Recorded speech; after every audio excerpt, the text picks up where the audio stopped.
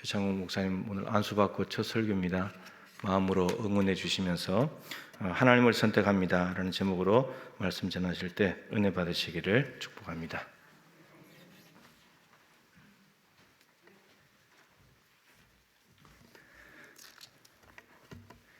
안녕하세요.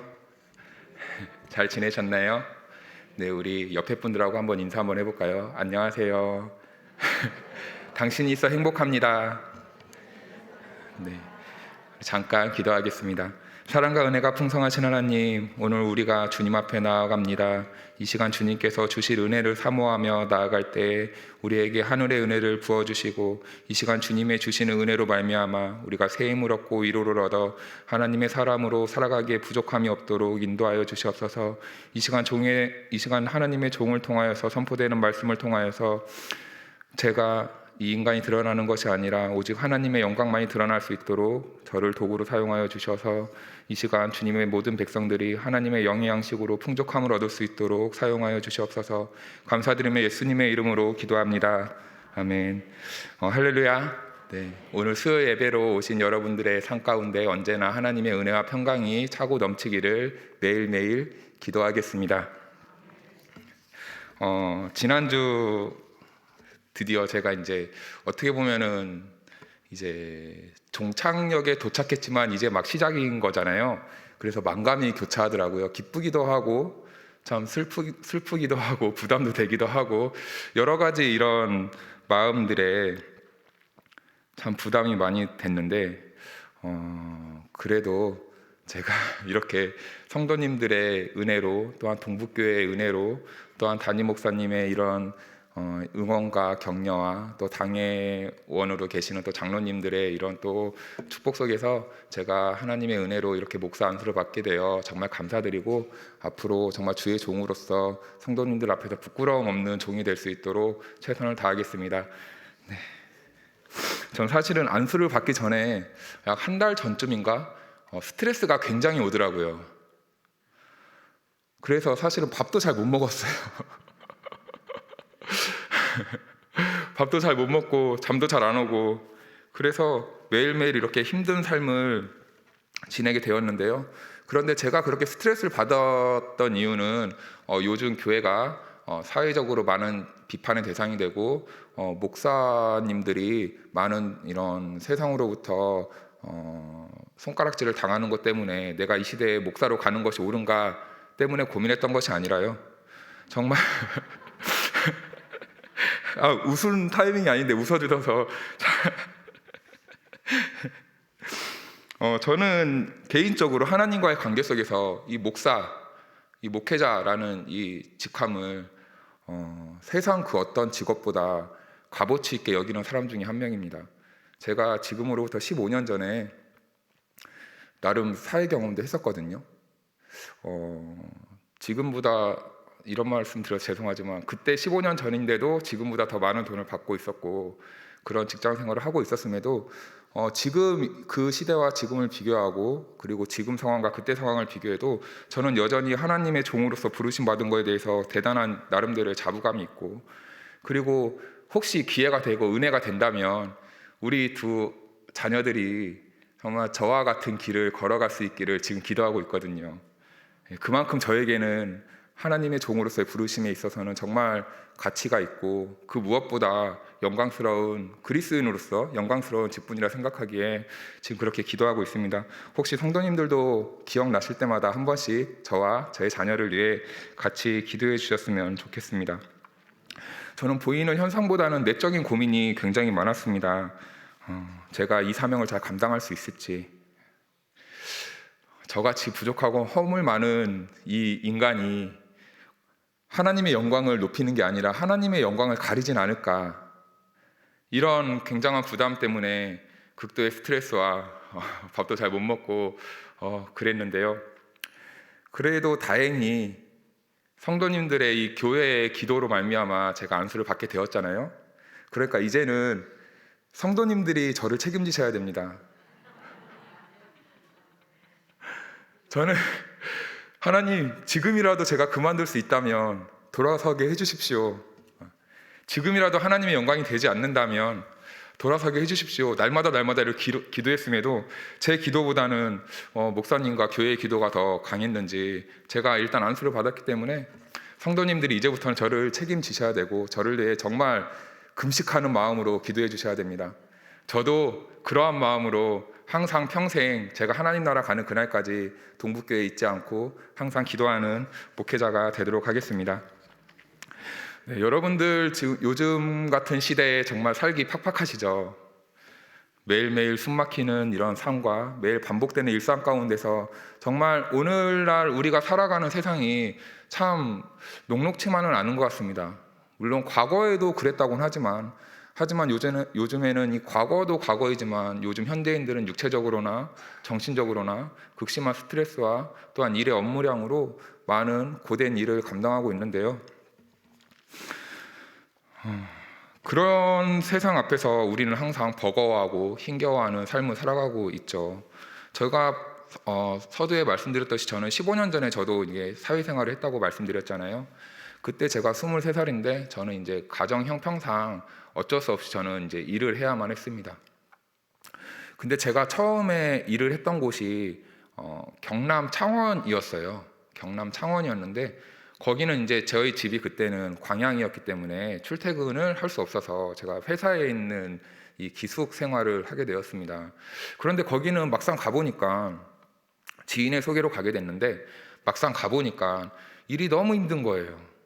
일에 힘든 것도 힘든 건데 일하는 시간도 너무나 많은 거예요. 하루 평균 12시간 가까이를 일해야 됐고 심한 경우에는 잔업이 많으면은 새벽 12시, 1시, 2시 뭐 이렇게까지 일할 때도 있었거든요. 근데 그렇게 일을 하다 보니까 참 많이 힘들고 지치더라고요.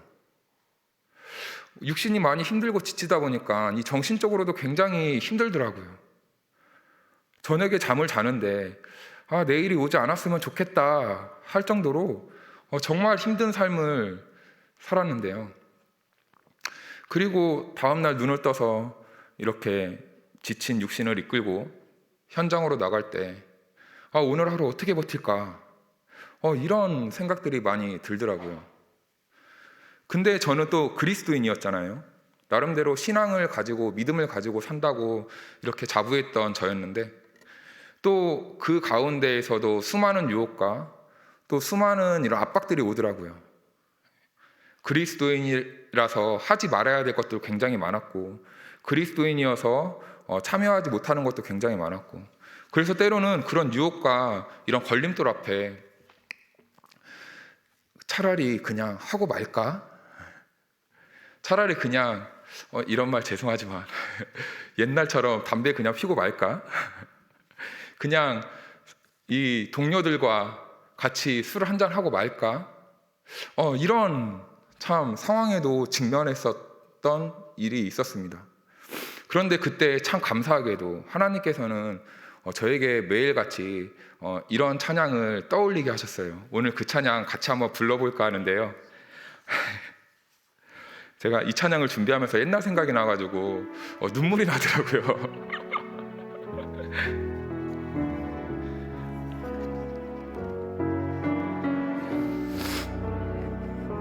우리 아시는 분은 같이 찬양했으면 좋겠습니다. 이 시간 너의 맘속에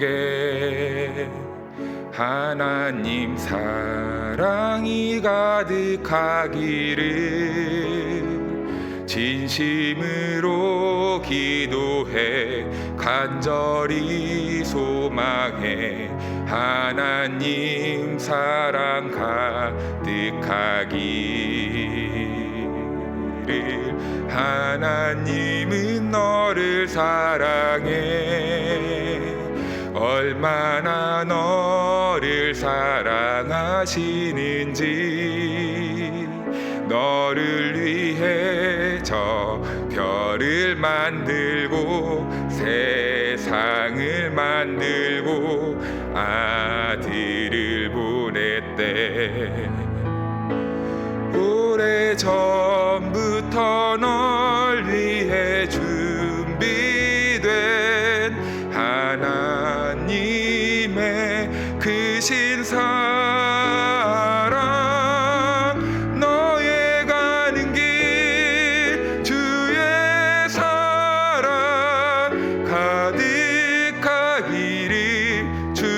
다시 한번 찬양해 볼까요? 이 시간 너의 맘속에, 이 시간 너의 맘속에 하나님 사랑이 가득하기를 진심으로 기도해 간절히 소망해 하나님 사랑 가득하기를.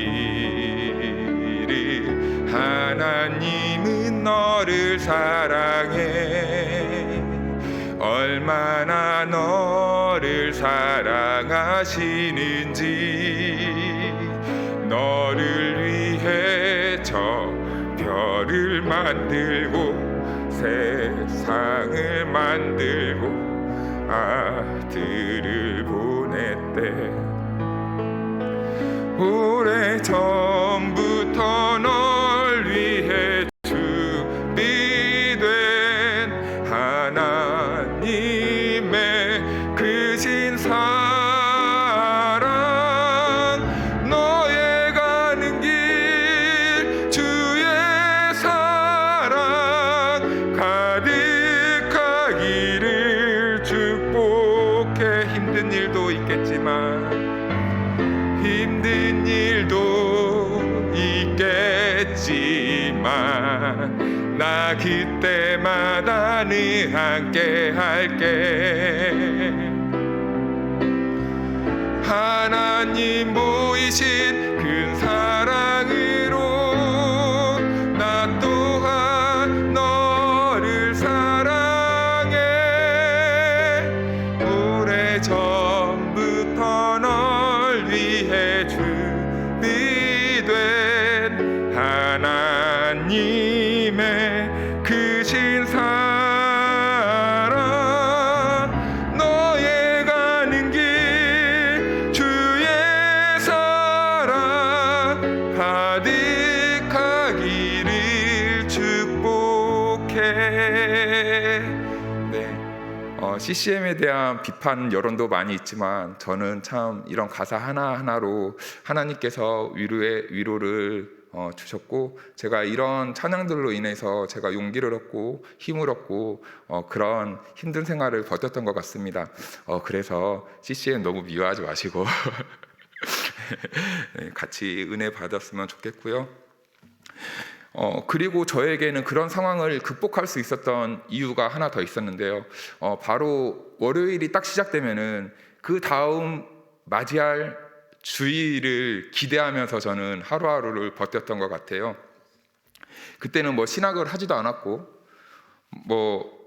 참 왜 그랬는지 모르겠어요. 저는 개인적으로 이성으로 아는 것보다는 가슴으로 느끼고 알고 믿는 거를 굉장히 선호하는 그런 성향이거든요. 그래서 왜 그런지 모르고, 지금은 이제 머리로는 알지만 왜 그렇게 주님의 교회를 사랑해야 되고 이렇게 그때 그렇게 애착을 했는가는 아직도 사실은 설명이 잘 안 됩니다. 제 안에 성령님께서 그렇게 역사하실 줄을 믿습니다. 그래서 저는 개인적으로 요즘 코로나 시대 때 교회가 문을 닫는다는 소리가 들으면 살점이 떨어져 나가는 것 같아요.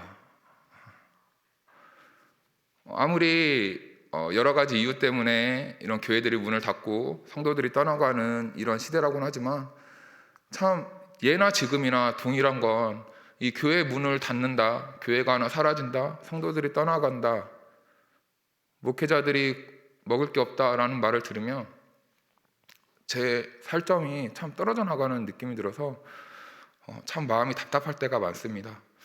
성도님들 혹시 저와 동일한 마음을 품고 계신 분이 있다면 우리 한국교회와 또 미자립교회, 또 이 지금 한국의 많은 목회자들을 위해 같이 기도해 주시면 참으로 감사하겠습니다. 네, 본질에서 좀 벗어난 얘기를 해서 죄송한데요. 네, 그리스도인으로서 세상에서 산다는 것은 참으로 이렇게 버거운 일인 것 같습니다. 우리가 세상에 속해 있을 때, 우리가 하나님의 말씀대로 살았을 때 어느 정도 예측이 되잖아요. 이 세상에, 우리는 세상에 속해 있는 성도님들은 내가 하나님의 말씀으로 살았을 때 내가 그 말씀을 살았을 때 내가 잃어야 되는 것과 내가 포기해야 되는 것들을 어느 정도 이렇게 예측을 할 수 있는 삶을 살 것입니다. 그런데 그럴 때 예레미야는 어떠한 삶을, 어떠한 선택을 했는지 말씀을 통해 함께 나눠보자고 했는데요. 예레미야의 말씀을 보니까 예레미야는 자신이 하나님의 뜻을 선택했을 때, 하나님의 말씀을 전했을 때 어떠한 결과가 자기에게 오는지를 알고 있었던 것 같아요. 알고 있었어요. 네. 오늘 말씀 7절 보니까 여호와여 주께서 나를 권유하심으로 내가 그 권유를 받았사오며 주께서 나보다 강하사 이기셨으므로 내가 조롱거리가 되니, 하나님께서 예레미야에게 너는 가서 내 말을 전해라 라고 이렇게 권유를 했다고 하고 있습니다. 그런데 예레미야가 이렇게 말을 해요. 주께서 나보다 강합니다. 주님의 말씀이 나의 생각보다 더 강합니다. 내가 주님의 말씀 앞에 내 뜻을 주장할 수가 없습니다. 이러한 표현으로 생각해 볼 수 있을 것입니다. 예레미야가 왜 이런 고백을 하냐면, 오늘 이 말씀의 위를 이렇게 좀 살펴보니까 예레미야는 이 직전에 지금 굉장한 고난과 고난을 받았어요. 하나님께서 예레미야를 부르시고 보내셔서 성전의 한복판에서 심판의 예언을 말합니다. 그럴 때 성전의 총 책임자, 제일 높은 이 지도자, 이 바스울에게 예레미야가 전하는 이 예언의 말씀이 들려요. 그래서 이 바스울이 예레미야를 잡아다가 때립니다. 이 때린다는 말이 있는데 여기서는 태형을 맞았다라고 하더라고요. 그런데 그 매의 대수가 몇 대냐면 50대에서 한 대를 감안 총 49대를 맞았다고 합니다. 이 태형이 49대를 맞았다고 하는 건 거의 반 죽음에 가까울 정도로 때렸다고 하는데요. 그런 상황에 있는 예레미야를 이 바스울은 잔인하게도 나무 고랑을 채웠다고 하는데, 이 나무 고랑은 이 칼이 달린 나무 고랑이라고 합니다. 그러니까 목을 조금이라도 이렇게 움직이면은 그 칼에 목이 베이는 거예요. 그러니까 몸은 연약한 상태에 있지, 지금 목에는 칼이 있지, 그러니까 꼼짝도 하지 못하고 그 고통을 어떻게든 견뎌야만 하는 그런 상황에 직면해 있었던 것입니다. 그런 상황에서 그 다음 날에 이 바스울이 예레미야를 풀어주는데, 예레미야를 풀어주자마자 예레미야는 또 그 앞에서 바스울을 이렇게 하나님의 말씀으로 심판의 예언을 해요. 그런 상황에서 지금 예레미야는 또다시 예레미야는 하나님께 하소연하고 있습니다. 하나님, 제가 하나님의 말씀대로 하면은 이렇게 될 줄 알았는데 왜 저를 보내십니까? 제가 다시는 하나님의 말씀을 전하지 않겠습니다. 이렇게 자기 사정을 하나님께 아뢰입니다. 네, 우리 그리스도인으로서 우리가 세상에 산다는 것은 매일매일 전쟁과 같은 삶을 살아야 함을 의미합니다. 세상은 하나님을 모르기 때문에 우리 그리스도인들이 하나님의 뜻을 따라 산다는 것은 대단한 믿음이 없으면 살 수 없는 상황입니다. 우리 그리스도인들은 포기해야 될 것이 너무나 많죠. 세상 사람들이 즐기는 유흥과 오락도 포기해야 되고요. 그리고 세상 사람들이 부를 축적하는 방법, 약간의 사행성과 투기와 이런 것들도 포기해야 되죠. 그리고 세상 사람들이 즐기는 쾌락도 단 하나도 즐길 수 없는 게 바로 우리 그리스도인들의 숙명인데, 이 그리스도인들은 그 사회생활 그 안에서 하나님의 뜻대로 행했을 때 내가 받는 고통과 내가 받는 고난이 어떨 줄 뻔히 다 알고 있습니다. 그러니까 그런 상황 속에서 항상 갈등을 하죠. 내가 어떻게 해야 될까? 세상과 하나님 사이에서 나는 어떤 선택을 해야 될 것인가? 항상 이런 고민과 이런 질문에 항상 고민을 하고 있는 게 오늘날의 우리 그리스도인들의 모습인 것 같습니다. 하나님께서는 그런데 이 예레미야를 통해서 우리에게 무엇이라고 말씀해 주실까요? 여러분들은 지금 여러분들의 마음속에 무엇이라고 하나님께서 말씀해 주십니까? 아마 성령님께서는 저와 여러분들에게 이미 결론을 내려주셨을 겁니다. 그런데 우리의 연약함과 우리의 믿음이 부족함으로 인하여서 항상 하나님의 뜻이 아닌 세상의 방법을 택한 것이 오늘날의 우리의 모습이 아니겠습니까? 세상 사람들과 같이 오락과 유흥을 즐기지 않으면 인간관계가 맺기 어렵고, 또 우리가 부를 축적하기 위해서는 적당한 사행성과 적당한 투기를 일삼아야 하는데 그러한 것들이 없으면 우리는 부를 축적할 수도 없습니다. 그리고 우리는 쾌락을 쫓지 않으면 우리의 인생의 낙이 과연 어디에 있을까? 이런 것도 즐기지 않으면 우리는 도무지 무엇을 하며 살아야 되는가? 라는 이런 많은 고민과 스트레스에 사는 것이 우리의 또 모습과 현실일 겁니다. 그럼에도 불구하고 하나님께서는 오늘 예레미야 선지자를 통해서 우리에게 예레미야 같은 삶을 살 것을 말씀해주고 있습니다.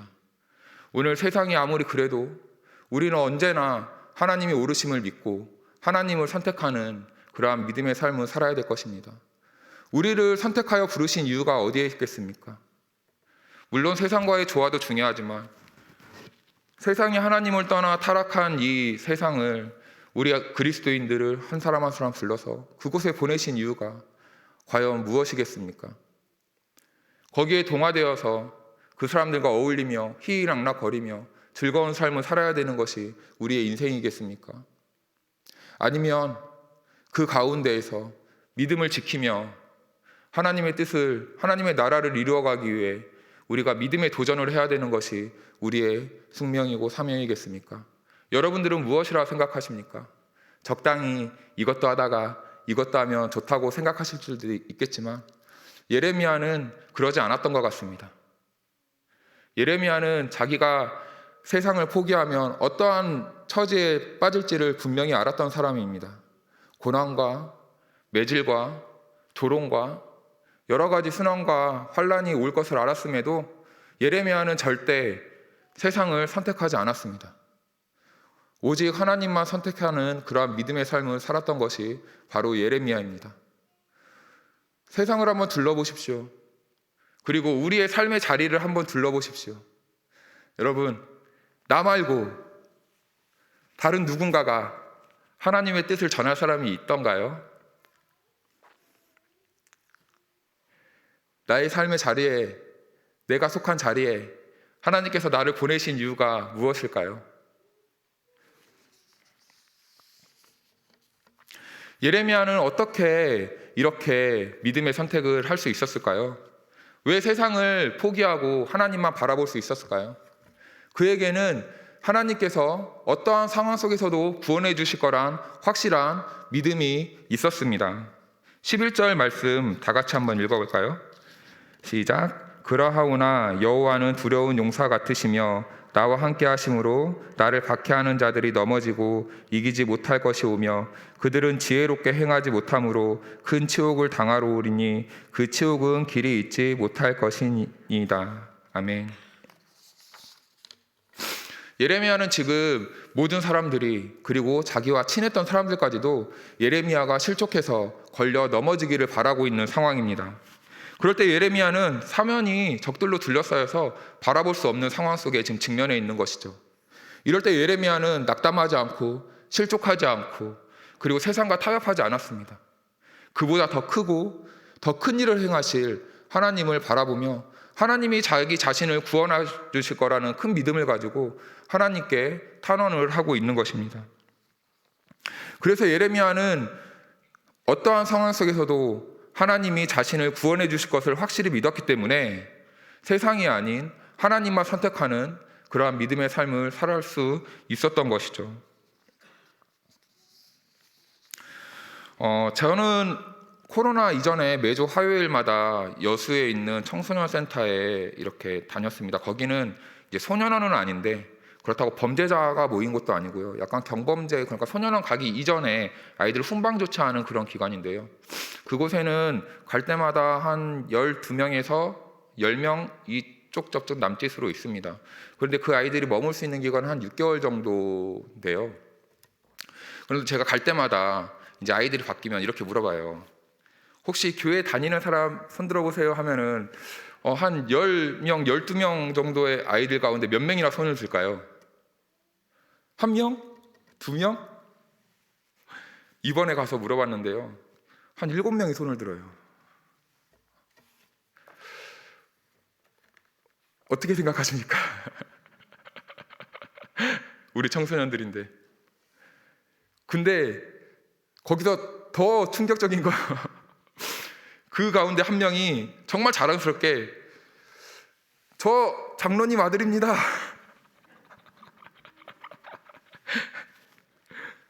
미워할 수도 없고 때릴 수도 없고 참 기도밖에 안 나오더라고요. 오늘날 그리스도인들이라고 하는, 그리스도인 청소년들이라고 하는 이 어린 아이들까지도 하나님을 선택하는 방법을 모르고, 그리고 하나님의 그 구원을 경험하지도 못해서 그렇게 죄와 타협하며 세상에서 그렇게 살아가는 모습을 보면서 참 마음이 씁쓸하기도 하고 아프기도 하고 그랬습니다. 그러면서 오늘날의 우리의 모습도 저와 같지 않을까, 이런 반성도 한번 해봤고요. 남에게 걸리지만 않았지, 이런 또 성찰도 한번 해보았습니다. 우리가 이 세상에서, 험난한 세상에서 믿음으로 산다는 것은 하나님과의 신뢰의 관계가 정말 친밀하게 형성이 되어야 살 수 있다고 생각하는데요. 제가 아이가 둘이잖아요. 아이가 둘인데 첫째 아이를 낳았을 때 아이가 처음에 태어나서 목을 가누고 뒤집기도 하고 기기도 하고 이렇게 서서 걸을 때쯤 되면은 해주고 싶은 놀이가 하나 있어요. 여러분들은 어떠한 놀이를 해주는지 모르겠지만 저는 이렇게 던졌다가 받는, 던졌다가 다시 받아주는 이런 놀이를 굉장히 즐겨 하거든요. 첫째 아이는 굉장히 제가 이렇게 던졌다 받으면은 즐거워했던 기억이 있어서 둘째 딸아이에도 똑같이 됐을 때 이렇게 던졌다가 한번 받아봤어요. 그랬더니 이 둘째 딸아이가 정말 얼굴이 사색이 돼가지고 몸을 이렇게 움츠리고 겁을 먹고 막 있는 모습을 보면서 처음이니까 그러겠지 처음이니까 그랬겠지 하고 다시 이렇게 던졌다가 받았는데 더 정색을 하면서 애가 자지러지게 우는 거예요. 근데 그 후유증이 한참을 가더라고요. 그래가지고 시간이 지나서 아이와 소통이 됐을 때쯤 제가 다시 예성아 이거 재밌어 하면서 겨우겨우 달래서 조금 했더니 아이가 하는 행동이 제 팔을 꽉 붙잡는 거예요. 안 떨어지려고 꽉 붙잡는 거예요. 그래가지고 제가 괜찮아 하고 살짝 이렇게 해봤어요. 그랬더니 그 손을 놓으면서 처음에 좀 무서워서 떨어졌는데 즐거웠나 봐요, 그때는. 그래서 조금만 더 그러는 거예요. 그래서 제가 조금 더 이렇게 올렸다가 다시 받았어요. 그랬더니 조금만 더 그러는 거예요. 그래서 제가 높게 올렸다가 받으니까 너무 좋아하는 거예요. 근데 제가 괜히 그랬더라고요. 애가 맨날 볼 때마다 아빠 나 던져줘, 아빠 나 던져줘, 팔 아파서 안 돼, 한 번만, 알았어 한 번만 더 해줄게. 그래가지고 또 떨어지고 나면 또 한 번만, 끝이 없이 하는 거예요. 너무 힘들어가지고 그만 막 짜증내고 막 그럴 때가 있었는데, 우리 둘째 딸이 왜 저를 그렇게 의지할 수 있었을까요? 아빠가 받아줄 거란 확실한 이 신뢰관계가 형성됐기 때문에, 어떠한 곳에서 높이 던져도 제가 받아줄 거라는 그 확실한 그 신뢰감과 믿음 때문에 아이는 그 상황을 즐길 수 있게 되더라고요. 제가 이런 비유해서 죄송하긴 한데 하나님과의 관계도 이와 같지 않을까요? 우리가 첫 발을 내딛는 거는 굉장히 힘들잖아요. 한 걸음 걸어가는 거는 굉장히 힘들잖아요.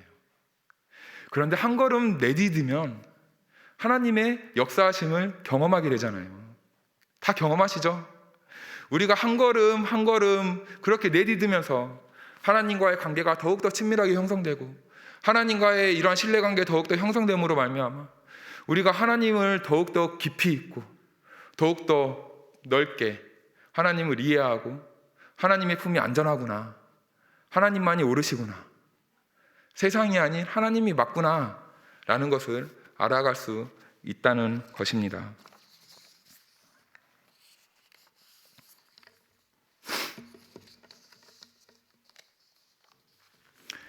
네, 시간이 많이 가세요. 제가 원래 서두에 제가 그런 목사님이 항상 본질에서 벗어난 얘기 하지 말라 그랬는데 제가 오늘 안 그래도 제가 준비한 것도 참 이게 맞나 아닌가 두렵고 떨리기도 한데 제가 본질에서 벗어난 얘기들 때문에 시간이 많이 가서 정리를 하려고 합니다. 오늘 본문 말씀에서 예레미야는 하나님의 뜻을 선택했을 때 어떤 결과가 있을지 뻔히 알았습니다.